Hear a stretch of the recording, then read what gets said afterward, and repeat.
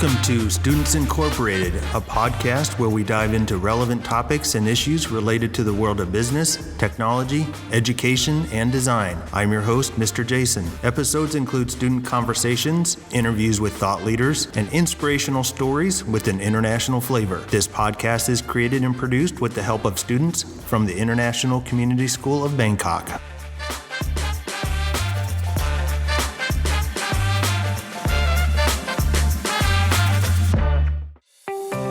In today's episode, we'll be interviewing a psychology and sociology teacher, Mrs. Julia. We'll be talking about psychology and some topics such as discrimination, bias, and prejudice. Then in the second segment, we'll be sharing a couple top 10 lists you won't want to miss. Stay tuned. Okay, now on to our quote of the day and our headline news. The human mind is not a very logical or consistent place. Most people, given the choice to face a hideous or terrifying truth, or to conveniently avoid it, choose the convenience and peace of normality. That doesn't make them strong or weak people, or good or bad people. It just makes them people. This was said by Jim Butcher. As humans, we are all subjected to bias. We make mistakes, and that's okay. What matters is what we learn from our mistakes and strive to become a better person as a whole. And having that mindset already takes a lot of courage. So if you do, good job. Our first news headline comes from the company Mattel, creator of the iconic Barbie doll. It revealed its first Barbie doll representing a person with Down syndrome. Mattel worked with the National Down Syndrome Society to create the doll and ensure its accuracy. Along with portraying physical characteristics of a person with Down syndrome, the doll's clothes and accessories also carry special meaning. Now for news that is closer to home. A heat wave is sweeping across Asia and is breaking temperature records. In Bangkok, the heat index was forecasted to reach 50.2 degrees Celsius in the Bang Na area. The temperature might even reach 52.3 degrees Celsius. To add to this environmental problem, pollution levels are rising, especially in Chiang Mai. Smoke from forest fires and burning crops are only increasing pollution. Our final news headline is about the chain Bed Bath & Beyond. The business is closing an additional 87 stores as the retailer tries to consolidate its assets before possible bankruptcy filing. The store closures have been confirmed by the company. The company could file for bankruptcy soon this week.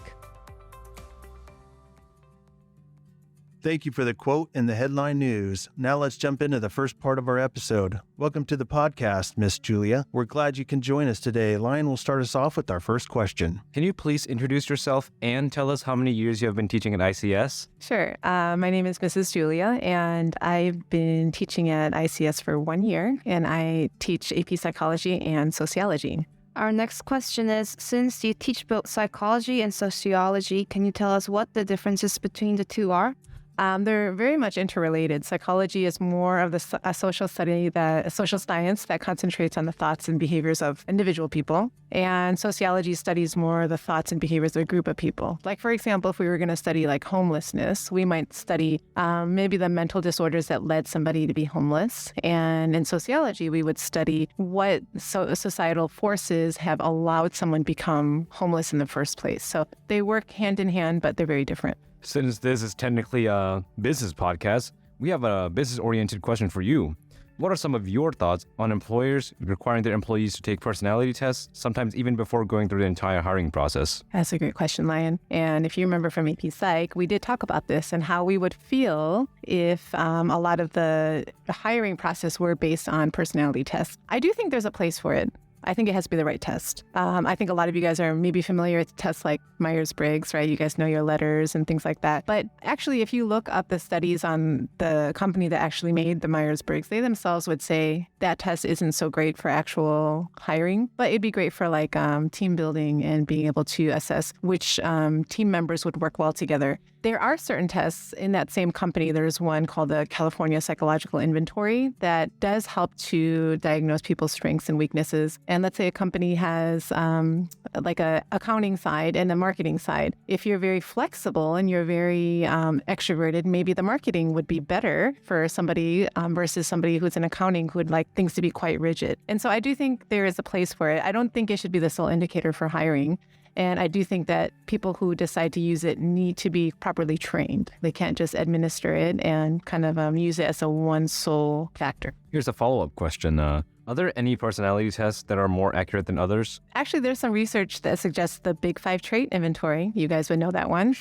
Ocean, that's right. And your different scores on the OCEAN and line, you can tell us what those mean since you're AP Psych Pro now. And also the MMPI, which is another personality inventory that statistically have shown to be a little bit more accurate than tests like the Enneagram or the Myers-Briggs, just because Myers-Briggs and Enneagram a little bit more of a personality test versus the MMPI and the Big Five trait. They're nuanced trait inventories, so there's different scales and different ratings. Like you can score high or low on different parts of the big trait theory, which helps people to be able to gather more information from the test. Let's shift gears and discuss some more layered topics that affect business and education. Discrimination, prejudice, and bias are terms that are used frequently, especially within many of the world's political arenas. Could you help explain some of the differences between these terms? That's a great question. I think that's a very hot topic in our current world situation right now. Okay, so maybe we can just define some terms. Bias is really just a tendency to believe that some people or ideas are better than others, and it usually leads in some sort of behavior, like treating people unfairly or unequally. Prejudice is an emotional bias. Discrimination is a behavioral bias. And stereotypes is like a cognitive bias. You wanted to break it down in those three simple ways. A follow-up would be, what is the difference between bias and preference? And is this something everyone in the world carries around with them? We actually talked about this in sociology today. Preference is just an individual's personal leanings, like maybe Lion likes chocolate and you like strawberry ice cream, right? And the preferences don't necessarily lead to any sort of biased behavior, but sometimes they can. For instance, today in sociology, we took this implicit bias test on skin color and uncovering unconscious bias that really all of us have. And it was interesting to see how our preferences can lead to bias. So even though preferences don't necessarily indicate bias, a lot of times if they're regarding people or ideas, they can lead to bias. So it's a little bit of a different. Thank you, Mrs. Julia.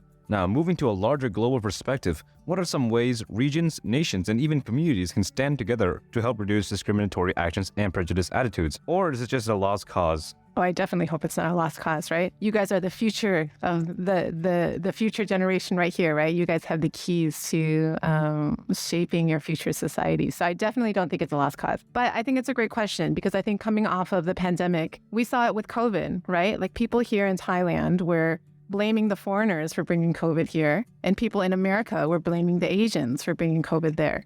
And so this kind of systemic blaming is inherent in all of us, right? And I think what is really important for us to realize that it's not a cultural thing, you know, that we're all biased. Westerners are biased. Asians are biased, right? Like people from Eastern cultures. And I think what was really important is when this started to happen here, and even in the States, there was this outcry on social media that, no, this is not something that we stand for. And we talk about this in sociology about how deviance actually helps us to define boundaries, right? Like, and in some sense, when we deviate from the norm of being racist or being discriminatory, we're saying this is not something that we as a culture stand for. And so I think not everybody, I mean, if you don't use your social media for that platform, that's your own personal decision. But I do think that when people use their platforms in their own individual ways, it's their voice. And it's important that we use that voice to support these kind of causes and empower one another to be able to properly communicate what our true ideals are, even if it's different than the mainstream culture. Bringing this down to our communities, local schools, businesses, and even local governments, what are things you think we can do as a community to reduce discrimination and prejudice? That's another good question. And sometimes it can feel like a really big global issue, right? And it can feel like something that's a little bit too big for all of us. But, you know, like even you two sitting here about to go to college, both of you next year, and whatever spheres of influence you guys are in, whether it be business or financial engineering, you guys will make choices that will represent the future society. And you guys have a choice whether to continue with the precedent set before you or to deviate, right? Like if you, let's talk about discrimination and bias. I know a lot of senior girls, I don't know if you were part of that, Linda, the skin tone matters. Were you part of that? That raising awareness in Asian cultures about all skin tones are beautiful, right? If you're in marketing, what will you choose to represent beauty? Is it going to be the fair-skinned, light complexion person, or is it going to be somebody who a wide representation of different skin tones, different body types, different ages, different ethnicities. And when you make those choices, you're raising awareness and you're allowing, even like we talk about in psychology, mere exposure effect, seeing diverse people represented in pop culture as being beautiful allows society to change your thinking. And so I think that's really important for you guys to think about as you guys go in, because it can feel like you're going against the current, like when you're the new freshman in school or even the new apprentice at your job. But being able to hold on to the ideals, I think that's really important. And even like if you guys start to be part of your companies and they do things like professional development, like doing things like, are we unconsciously biased, right? And just being aware of how we all have those seeds and how can we grow in that, and continuing in those conversations and reading books and being open to our friends that are different than us. Like those kind of conversations are really important for us to continue to have. So we have this lifelong process of learning. And I think that's what's going to really help our local communities. Thank you so much for sharing some of your thoughts about this very important and impactful topic. Now, for our final question, we'd like to ask, what advice would you give the average student who is graduating and heading off to university or to start a career if they encounter some of these negative actions or attitudes in the people around them? I think it's interesting for, you guys both sitting here, you guys are both Asian and you've grown up maybe in an Asian culture. I'm an Asian American, so I grew up Asian in a very Caucasian culture. And so I grew up as a minority. And I don't know if you guys have ever grown up where you were the obvious minority, but maybe when you guys go to college, you guys will possibly be like that. And you'll encounter people who are not from this ICS community, who are not in this international kind of environment. And you might encounter some ideals that were very different and maybe shocking. And I think one thing to really remember is ignorance doesn't always come from a place of malice. Sometimes ignorance just comes from ignorance and being unaware. And so when you are maybe encountering a moment of maybe a racial slur or somebody being ignorant or somebody being unkind, try to engage and not react. I think you could be the first person that could I don't want to say educate, but be a point of contact and a point of reference and a point of relationship. And I think that I'm not trying to belittle the hurt that can come from being prejudiced and having prejudiced attitudes and actions shown to you, but be the bigger person and engage and try to allow that to be a learning opportunity for the other person too. I think you guys being in an international setting, you have a gift that a lot of people don't have. So as you guys go out into the wider world, understand that will happen and then it's hurtful. We're not trying to belittle that, but use it as an opportunity. Thank you, Miss Julia, for that great advice and insight. And with that, we'll be right back after a short PSA. 1, 2, 3, 4. On June 10th, Charity Champions, a non-profit boxing promotion, will be hosting an event at the Box Thailand, located at the Ambassador Hotel. Come watch ICS students fight students from other schools in a safe and protected environment. All earnings from this event will be donated to St. Jude's Children's Hospital. Join us as we fight for a better world, one punch at a time.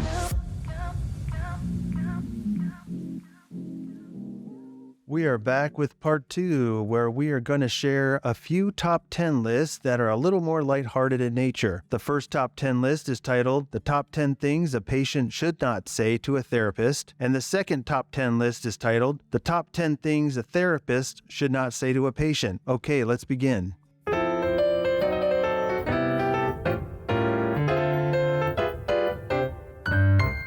Number 1, the first thing you shouldn't say to a psychologist or a therapist is, can you just tell me what's wrong with me already? Your therapist does not want to jump to any quick conclusions about what issues you may be struggling with. This is a process that takes time and requires communication, trust, and some vulnerability. Moving on to number 2, I don't believe in therapy or psychology. Maybe you could give the therapist a chance before stating that you don't believe in it. We have doctors for our physical health. It's important we have doctors for our mental health and emotional health as well. The third thing you should not say to a therapist is, you're just trying to make me feel crazy. Now, I don't think that is what the mental health professional is trying to do. They're here to help, not to categorize or label you. Number 4 is, I'm not like your other patients. Let's not assume anything yet. We like to think that we're unique and special, but there are probably others who struggle with some of the same things. And number 5 is, are you analyzing me right now? They're not analyzing or judging you. They're there to help you, to listen, and to make helpful suggestions. And number 6 is,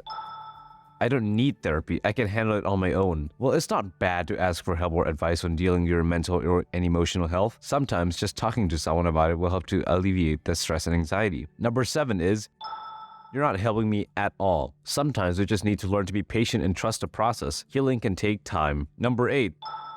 I already know what you're going to say. Not every therapist thinks or practices the profession the same way. Be open to hearing new advice and suggestions. Number 9 is, I don't want to talk about my feelings. Maybe being a little vulnerable in this area will help you get past some of the issues you may be experiencing. Be brave and share what's on your mind. Number 10, the last one. I don't have any problems. I'm just here because someone else told me to come. It's possible that someone else you're referring to loves and cares about you and wants to see you heal and improve. And there you have it, the top 10 things a patient should not say to a therapist. Okay, moving on to our second list. This list is called the top 10 things a therapist should not say to a patient.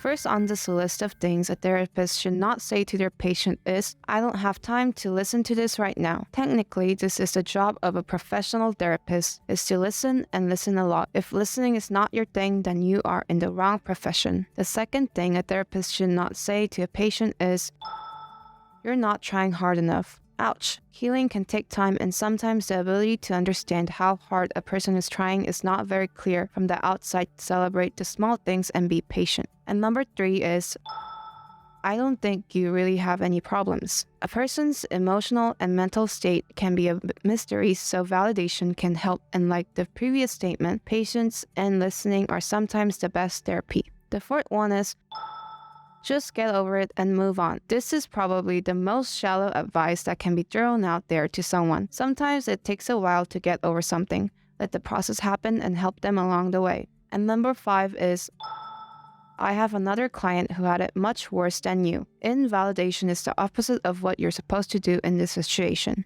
Next on the list is number 6. It is, your problems aren't that serious compared to others I've seen. Again, invalidating another person's concern only makes it worse. What may seem small to you may seem quite large to them. And number 7 is, I can't help you if you don't want to help yourself. This may be true, but this statement does not communicate a lot of empathy and compassion. Number 8 is, you're just making excuses. Again, this may be true as well. However, it would be good to find out the why behind your excuses instead of just throwing out this statement. And number 9 is, you're just being irrational. This could come across as an insult or communicate you just don't care, which will break trust and your credibility. Be careful with statements like this. And finally, number 10 is, I'm the expert, you need to listen to me. True, you may be considered an expert as this is your profession, but therapists are also human, so stay humble and teachable as well. Sometimes therapists can be wrong as well.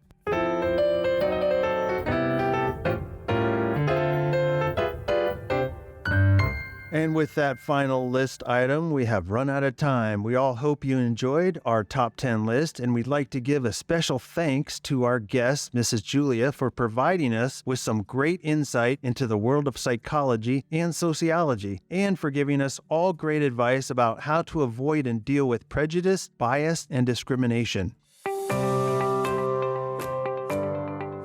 Our next episode will feature several special guests who will be sharing with us their experiences that span back many years here at our school. You may learn a few things you have never heard before, so stay tuned as we look back and celebrate our school's 30th year anniversary. This podcast would not be possible without the hard work and support of our international student production team. All music and sound effects are courtesy of Pixabay.com, a vibrant community of creatives sharing copyright-free images, videos, and music. And we are signing off until next time. We are Students Incorporated because your voice matters.